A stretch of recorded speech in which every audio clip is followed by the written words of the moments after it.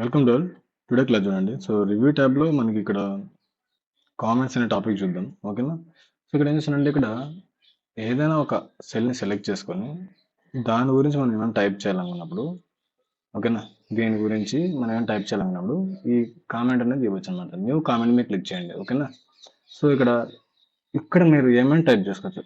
దాని గురించి కావచ్చు, ఏదైనా ఇన్ఫర్మేషన్ మనం టైప్ చేయాలంటే ఇలా టైప్ చేసుకోండి. ఓకేనా? సో అలా నేను కొన్ని కామెంట్స్ ఇస్తున్నాను. సో ఇలా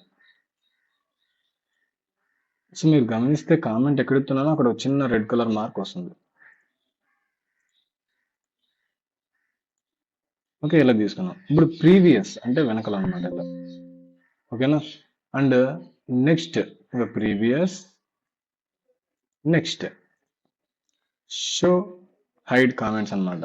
ఓకేనా? సో ఇక్కడ షో ఆల్ కామెంట్స్,